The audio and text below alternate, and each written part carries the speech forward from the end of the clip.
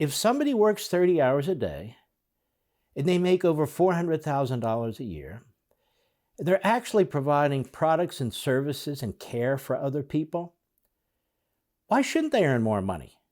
Why shouldn't they earn more money than somebody who demonstrates in the streets? Why shouldn't they earn more money than somebody who doesn't work hard or doesn't work smart? Do you understand what I'm saying? Do you guys understand what I'm saying? In other words, you don't just categorize people based on what their income tax returns are. You know nothing about that person. Maybe that person doesn't ever take vacations. Maybe that person is saving lives. Maybe that person's inventing things. Maybe that person is contributing to society by creating jobs and creating wealth and opportunities for other people. Maybe they're the next this or the next that. And so to simply base somebody's value as far as the government is concerned on what their income tax return is, that is how much they earn, is preposterous.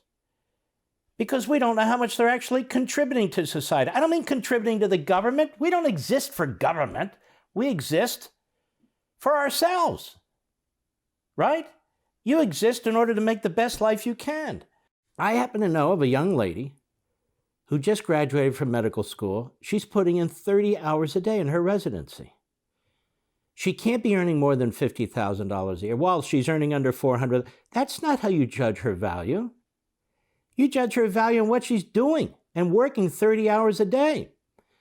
There are people in this country who are collecting checks, unemployment checks, who have no intention of being employed. You know where they are? I'll tell you where I saw them 3 or 4 weeks ago when I was in Florida. They're on the beach. They're on the beach. It was Wednesday afternoon around 1 o'clock. Remember I told you this, Mr. Executive Producer? I said, all these people are on the beach well, because they're getting government checks. And why are they more righteous? Why are they better citizens than somebody who may earn over $400,000 a year and is breaking their ass to run a company, to keep it afloat, to keep paying payroll and so forth? So the fact is we're creating a system in which we're creating the wrong values. In other words, what's important to the government? The government wants people on the dole. And the government wants to steal somebody's wealth. Okay, what is the effect on that person and what is the effect on what they're doing when they steal their wealth, when they increase their taxes? The other person, we know, they're on the dole. They want to be on the dole. So I was just thinking about it earlier today. I said to myself, oh, it's an odd construct. It's just, how much does this guy earn? How much does this guy earn? How much does this gal earn? How much does this gal earn?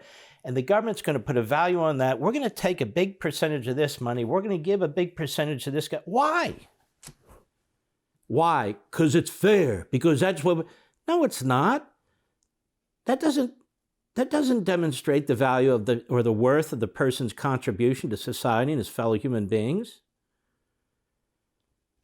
Let's say somebody earns over $400,000 a year, and they're keeping other people afloat. They're hiring other people, or they're inventing things, or working on inventing things that matter.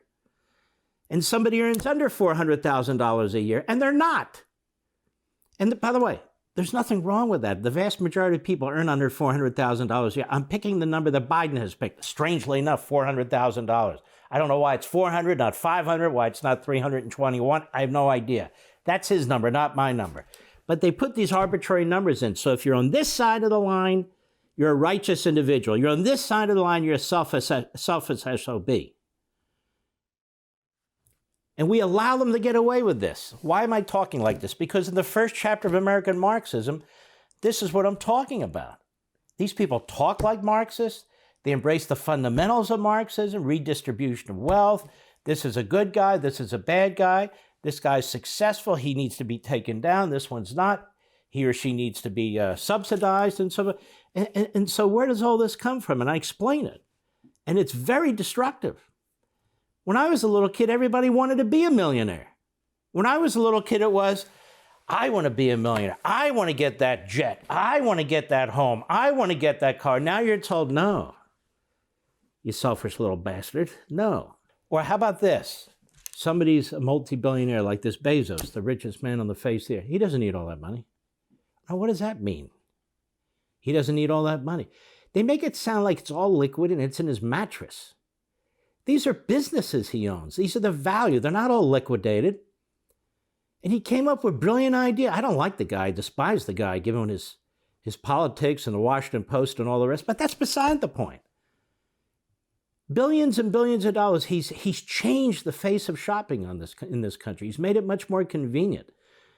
And think about during the pandemic how important it was to have the internet and all these businesses on there. But whether you like them or not, it's beside the point. If we took $50 billion from Bezos and redistributed wealth, it'd all be gone in 6 months. And Amazon would be dead. So what's the point of that?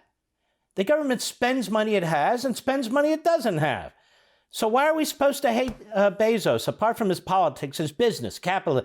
Why are we supposed to hate that? Look at all the people he hired, but he doesn't pay them off. Look at all the people he hires who may otherwise not have a job, and many of them are not skilled workers.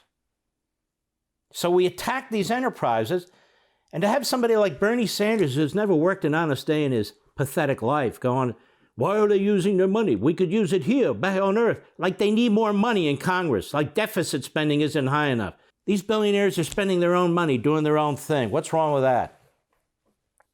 How do people think we get stuff? Yeah, like electricity. How do you think we got electricity? How do you think we got light bulbs? How do you think we got automobiles and oil and gasoline and air conditioning and on and on and on? How do you think we got these great things in our lives that everybody can afford? Everybody. You know, we just hit a switch now, the electricity comes on. 120 years ago, it didn't. Just 120 years ago. The magnificence of the Industrial Revolution. You know, the left creates this hate for these robber barons, Carnegie and Mellon and Rockefeller and Vanderbilt, and then coming later, Ford and so forth and so on. We should thank our lucky stars that these geniuses existed in our society during the Industrial Revolution and soon thereafter, because it is they who created the great middle class, as Marx would call it. It's they who created the great middle class, not government, not redistribution of wealth, certainly not Marxism. It was the Industrial Revolution. They hate the Industrial Revolution. You know, back at the turn of the last century, the nation was about to go bankrupt. We didn't have a Federal Reserve, thank God. We didn't have any of those things. But we were about to go bankrupt. McKinley called in the wealthiest men in the country. He called in Mellon and Rockefeller and Carnegie and others. And he asked them to help bail out the federal government. Now, back then, the federal government wasn't anything close to what it is today. Nor did it have the power and the laws close to what it has today. Nor did it have a feckless, rogue, incoherent Federal Reserve System either. So he called in these men, and these men selflessly loaned the federal government what today would be the equivalent of hundreds of billions of dollars. They could have gone under too, but they did it. And they actually saved the finances and the treasury of the United States government. And the answer always, well, then they were too big. It's never, well, maybe the government was irresponsible and the government was out of, no. These robber barons, they were too big. Well, they did save the country, the finances of the country. Late 1800s, early 1900s, which would have made the Great Depression look like a joke. Because as I said, the country was going bankrupt. They couldn't just print money back then. We hadn't gotten to that point. Now we have, you know. Now money is everywhere. You can go and, as Buckley used to say, go in a helicopter and drop it from the skies. It doesn't really matter where it comes from. It just comes from the sky. There, look at this. Money raining on this and raining on that. So I wanted to just address it, even in a general way, this whole idea about the poor versus the wealthy and so forth and so on. And only in America do you have all these stories about poor or lower middle class people becoming wealthy or comfortable. And only in America do you have two billionaires who have built separately with really quite different technology, two spacecraft on their own that went into space. That's to be celebrated. That is unbelievable. That's the America I remember. Want to see more? Sign up for Levin TV.